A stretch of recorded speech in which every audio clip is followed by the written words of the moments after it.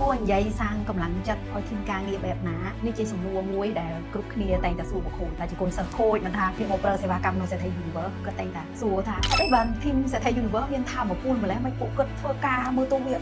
inspire រឿងដំបូងដែលយើងត្រូវធ្វើមុនគេទាំងអស់គឺត្រូវមក check មើល passion ខ្លួនឯងសិនថាយើងមានការជឿប៉ុណ្ណាយើងមុខមល់ប៉ុណ្ណាយើងពុកបញ្ចូលប៉ុណ្ណាដែលធ្វើឲ្យគេជឿតាមយើងដែលធ្វើឲ្យគេធ្វើតាមសហការជាមួយយើងនេះមុននឹងសាងកម្លាំងចិត្តឲ្យគេមេខ្លួនឯងត្រូវសាងកម្លាំងចិត្តឲ្យខ្លួនឯងសិនអញ្ចឹងហើយ passion គឺជារឿងសំខាន់បំផុតដែលយើងអាចទាញឲ្យអ្នកដទៃ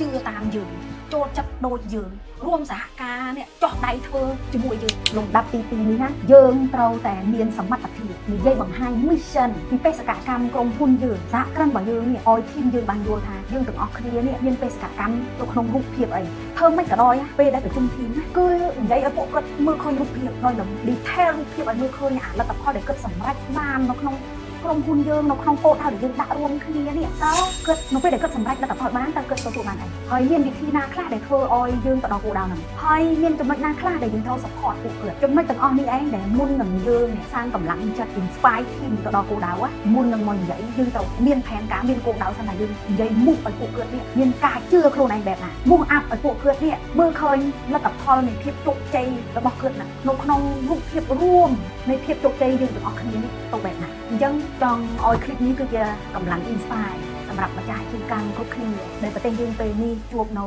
គ្រាដែលមានអាសន្នមានបញ្ហាពីសង្គ្រាមឈ្លានពានយើងប៉ុណ្ណាក៏ដោយតែសូមឲ្យគ្រប់គ្នាគ្រប់ស្ថាប័នងើបឈរឡើងព្រោះ SME សហគ្រិនទាំងអស់គ្នាគឺជាសរសៃឈាមរបស់សេដ្ឋកិច្ចជាតិអញ្ចឹងហាមបែកបាក់សាមគ្គីខាងក្នុងព្រោះយើងក៏ជិះផ្ដាច់ឆ្នាំចាស់ចូលដល់ឆ្នាំថ្មីហើយយើងត្រូវបំពេញបេសកកម្មថ្មីយើងត្រូវមូសធីមរួមបុគ្គលិកយើងទាំងមូលទៅសម្រេចគោលដៅឲ្យក្រុមហ៊ុនយើងបានរីកចម្រើនបានទទួលភាពជោគជ័យក៏យើងមានអំណាចនៃផ្លូវសេដ្ឋកិច្ចដើម្បីជួយទ្រទ្រង់ជាតិជួយទ្រទ្រង់សង្គមដូចគ្នា